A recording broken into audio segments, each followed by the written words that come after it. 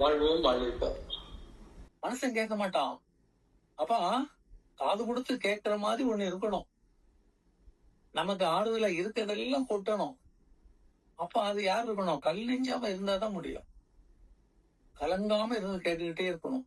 அதுக்கும் பிறகு அதன் மேல இவனுக்கு ஒரு நம்பிக்கை வரணும். எல்லாம் சொல்லிட்டேன், நிச்சயமா பாத்துக்குவார்.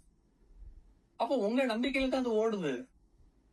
ஆனா அந்த ரேஞ்சு வந்துடுதுன்னா, நான் முன்னெல்லாம் இப்ப ஒரு ஆள் இருக்குதான், ஒரு நல்ல ஒரு பெரியவர், ஆகா ஓகோன்னு எல்லாம் பேசிட்டு இருந்தவர். ஆன்மீகத்தெல்லாம் ஏத்து பேசுறதுல அவ்வளவு சிறப்பு, நல்லா பேசுவாரு. யார் என்ன சொன்னாலும் மடக்கிடுவாரு. கொஞ்சம் வெல் நோன் ஃபிகர் தான், நான் பேரை சொல்ல விரும்பல.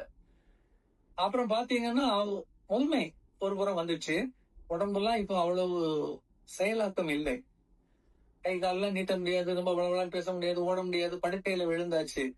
இப்போ வாழ்க்கை பயம் வந்தாச்சு. மரண வாசல் திறக்குது. இப்ப என்ன பேசுவாரு? இங்க உள்ளதை பத்தி பேச முடியாது. இப்ப அவருக்கு கேள்வி, நம்ம செத்தா எங்க போவோம்? செத்துட்டான்னா அடுத்த நிலை என்ன? அப்ப ஒண்ணுமே இல்ல, உடம்பு போகுதுன்னா அப்ப ஏன் அதை பத்தி பயப்படணும்? நல்லா சிரிச்சு பாருங்க. செத்துட்டா அங்கெல்லாம் அதுக்கு பதிலாம் ஒண்ணும் கிடையாதுயா. ஏன்னா அப்புறம் எதுக்கே பயப்படணும்? இல்லையா? ஏதாவது இருந்தா தானே அங்க போய் மாட்டிக்க கூடாது, அங்க நமக்கு நல்லா இருக்கணும், இங்க பட்டது வேண்டாம், அங்க நல்ல சோகமா இருக்கணும்னு விரும்பணும்னா அந்த நம்பிக்கை நமக்கு இல்ல. அப்ப ஏன் சாவு பார்த்து பயப்படணும்? ஆனா சாவு பயம் நம்மளை மிரட்டுகிறது. அப்ப ஏன் மிரட்டுது? நம்மளும் நல்லதானே வாழ்ந்திருக்கோம். அவரும் ஒரு பதவியில இருந்தாரு, ஆள்கள் இருந்தாங்க, நிறைய நட்பு குழு, உறவு குழு, பணம், குழந்தைகள பேர குழந்தை கொள்ளு பேரங்க வர பார்த்தாச்சு. ஆனாலும் ஒரு பயம். விட்டுட்டு போறதுக்கு என்ன கொண்டு போக முடியும்? இல்ல இதுக்கு முன்னாடி யாருதான் கொண்டு போனாங்க? கொஞ்சம் யோசிங்க. அவங்க அப்பா இறந்து போனாரு, அவங்க தாத்தா இறந்து போனாரு, அம்மா இறந்து போனாரு. இவங்க எல்லாம் இருக்கிறத கொண்டு போனாங்களா? எல்லாம் விட்டுட்டு தானே போனாங்க. அப்புறம் நமக்கு ஏன் அந்த ஆசை? நம்மளால மட்டும் முடியுமா? அப்ப முடியாதுன்னு தெரிஞ்சு அதுக்காக அழலாமா? அப்ப எவ்வளவு பலகீனத்துல இருக்கோம், எவ்வளவு அறிவீனத்துல இருக்கோம். அப்ப இவ்வளவு நாள் நம்ம அம்மா அப்பா கூட சேர்ந்து வாழ்ந்து பழகி பெற்ற அறிவு என்ன? பாசமா இருந்தாங்க, கரெக்ட். நீ அந்த பாசத்தை உன் பிள்ளைகிட்ட, மனைவிட்ட, மத்தவங்கள்ட்ட செலுத்திக்க. அவங்களும் உன்னை எல்லாம் விட்டுட்டு தானே போனாங்க. அவங்க அம்மா எல்லாம் போன முறை அவங்க வாழ்ந்து தானே இருந்தாங்க.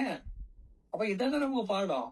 அப்ப அந்த பாடத்தையே நீ சரியா கத்துக்காம நீ இறைவன் கிடையாது, அது கிடையாது, மண்ணு கிடையாது, மண்ணாங்கட்டி கிடையாதுன்னா அப்ப யூஆர் ஃபூலிஷ்.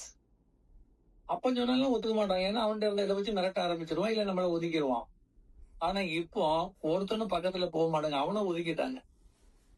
படுக்கையில கிடக்குறாரு, உடம்பு வலிக்குது, டாக்டர்கிட்ட சொன்னா அப்படித்தான் இருக்கணும், இன்ஜெக்ஷனை போட்டு தூங்க வச்சுட்டு போறாரு. திடீர்னு முழிப்பு வந்துருச்சுன்னா எந்திக்க முடியல, பழைய மாதிரி ஓட முடியல, சிந்தனையே மறக்குது. எப்படி இருக்கும்? வாய் குளறுது, கண் பார்வை மங்குது, பயம், பயங்கரமான பயம். உனக்குதான் எல்லாம் போச்சு, அப்புறம் என்ன, எங்க போனா என்ன? ஏதோ ஒண்ணுமே இல்லைங்கிறிய. மண்ணுதான் பெருசுன்னா மண்ணுல வாழ்ந்தாச்சு, எல்லாம் வாழ்ந்தாச்சு.